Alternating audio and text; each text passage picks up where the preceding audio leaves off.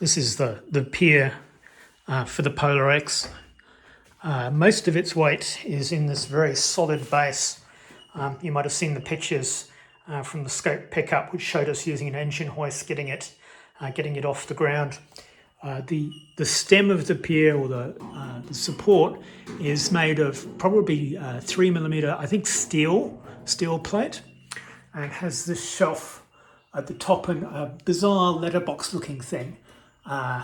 Crispy said it looked like a piece of high-end hi-fi. Interesting analogy. It looks like one of those old electrostatic speakers, very large. There are a number of doors to allow you to look inside. So the weight drive is driven by a falling mass that goes has a wire rope which goes over this spindle and then drops down inside. At the bottom is this bit of access to allow you to pick up the weight once it's got to the bottom. There's a second door at the top here to allow you to thread the steel cable from the weight drive over that spindle. And then there's a third door here. I'm not sure why you need that third door. It might be to attach the weight to the bottom of the cable. That kind of makes sense. So there are no major dings in this. There are a few places where the paint has got scored away that need to be redone. I think I might clean up, if these aren't too difficult to get off, I might clean up these heads and probably polish the spindle ends. The handles on these doors are really in pretty poor shape. So I think I'll probably plate those in nickel as well. It looks like they were originally chrome plated, so I'll take those off. A little bit to do, but it shouldn't be too difficult a job, I don't think. The real challenge is going to be putting the mount on top of that, like 8 feet up in the air. I wonder how I'm going to do that. I bought a whole load of chrome plated parts back from the dock site this time, so that I can do a bit of bulk nickel plating. Most of these are going to be fairly easy to clean up. So these are the handles for the doors in the pier. These are the cam locks for the control rod holders, and these have actually got quite irregular shapes, and so these are going to be a little bit more difficult to do. And so in order to get a bit of a jump start on this, I'm going to use my trusty Dremel and this little wire brush. So Dremel's awesome for cleaning stuff up. You've got to be a little bit careful not to go too hard with some of the heavier grade sandpapers and grinding stones. But for removing plating which is on the way out, these guys are perfect. I've cleaned up these handles now, and they've turned out pretty nice. So they've gone down through the grits to 1200 sandpaper, and then I've put some polishing compound on them and just finished them off. But if you look really carefully, you can see there are some really tiny little pits in there as well.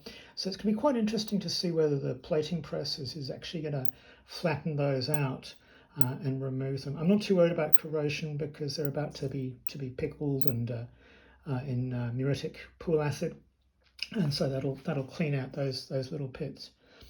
Okay, so bath time for these, and then we'll have a look at how they plate up. Well, there they are, plated and buffed up. Look, it's not as nice as the finish on the wing nuts. Okay, surprisingly, the plating seems to have actually accentuated some of those pits. So I'm not sure what the story is there. Maybe they're better able to form little micro bubbles there, and it kind of increased the apparent size of the pit. I'm not sure. Look, they're pretty uniform and pretty good.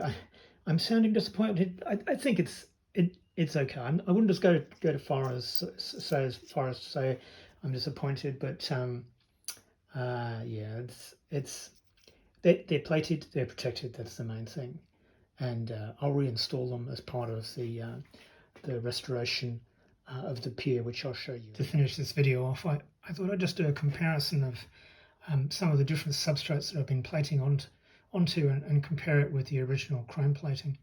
So these handles that we did in this video, I was plating directly onto steel, and I'm not super happy with the finish. It's not bad. It'll provide corrosion protection, and they're shining. So up here we have the cam locks for the control rods. These were brass, and I plated directly onto the clean brass, and you can see how much more uniform and how much nicer and brighter the Watts nickel is on these compared to the handles. Remembering with the handles I went down to 1200 grit. With these guys I stopped at about 400 grit because I wanted to have a bit of adhesion, a little bit of extra adhesion, because the cams are going to be rubbing up against metal all the time. Let's contrast that with the chromium plated wing nut that came off the guide scope ring, and you can see that this is a much shinier finish, much more uniform as well. But you know, as chromium, hexavalent chromium compounds are just so toxic. I really can't face the idea of doing chromium plating, so I'm going to stick with the nickel. So all the replating is going to be in nickel. There'll be a few things like this wing nut that will maybe make a little bit of contrast with the Watts Bright nickel, but it is what it is. Okay, so the next video I hope to get up will be the finishing off of the guide scope. We will come back to the pier for its final assembly, but that'll be, I think, probably in a month or so time. Ciao, ciao for now.